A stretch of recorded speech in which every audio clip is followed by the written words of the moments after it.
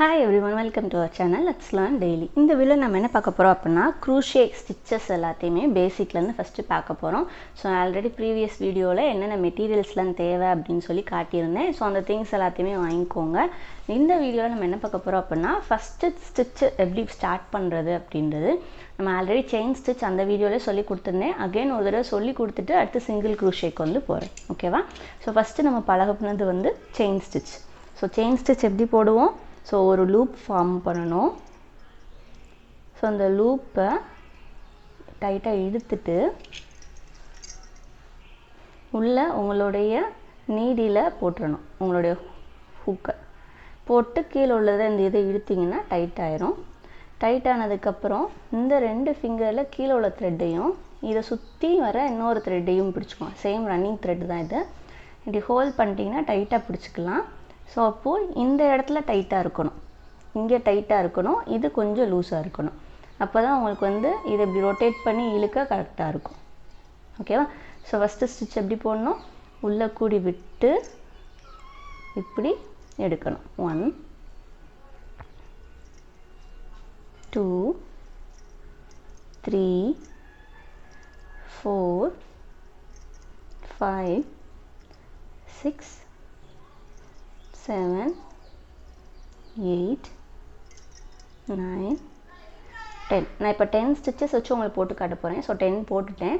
Single crochet போடணும் அப்படினா ஒரே ஒரு தடவை எக்ஸ்ட்ராவா ஒரு செயின் வந்து போட்டுக்கணும். நார்மலா போடுற செயின் ஸ்டிச்சஸ் கவுண்டிங்கோட ஒன்னு எக்ஸ்ட்ரா போடணும் சிங்கிள் crochetக்கு. போட்டதுக்கு அப்புறம் உள்ள கூடி ஒண்ணு. இது இப்ப இந்த செயின் வந்து என்ன பண்ணனும்னா ஸ்கிப் பண்ணிரணும்.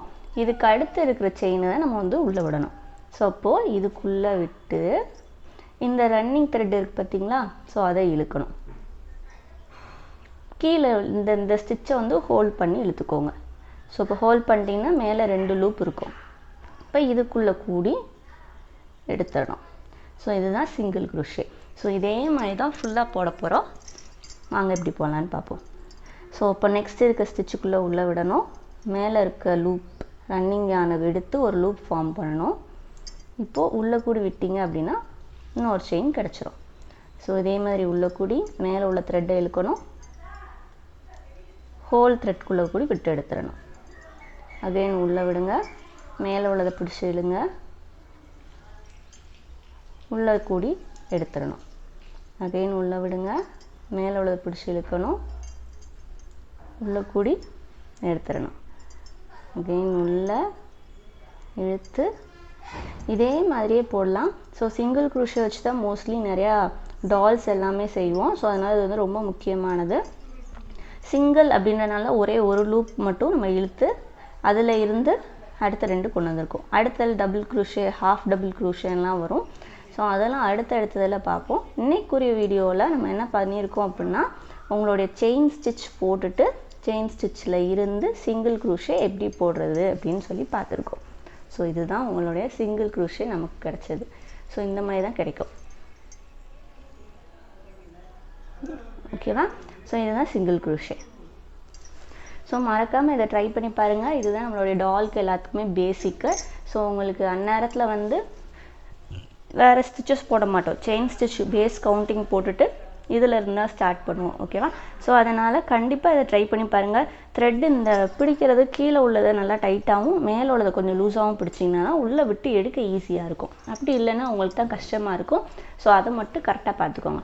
சோ ரொம்ப டைட்டா இழுத்தீங்கன்னா செயின் ஸ்டிச்சஸ் எல்லாம் ரொம்ப இறுகி வரும். அப்படி இல்லாம ஒரே மாதிரி வர மாதிரி பாத்துக்கோங்க. அப்பதான் உங்களோட ஸ்டிச்சஸ் நீட்டா இருக்கும். தெளிவாவும் இருக்கும் பார்க்கிறதுக்கு. உங்களுடைய ப்ராடக்ட் செஞ்சதுக்கு அப்புறம் நம்ம செய்யற மோஸ்ட்லி நம்ம போடுற முக்காவாசி things எல்லாமே சிங்கிள் crochet யூஸ் பண்ணி தான் நம்ம போடுவோம். சோ அதனால இந்த ஸ்டிட்ச் ரொம்ப முக்கியம். மறக்காம இத ட்ரை பண்ணி பாத்துருங்க. இதுல ஏதாவது டவுட் இருந்தா கேளுங்க. இல்ல ஏதாவது டிப்ஸ் கொடுக்கணும் அப்படினா நெக்ஸ்ட் வீடியோல கண்டிப்பா கொடுக்கிறேன். Thank you.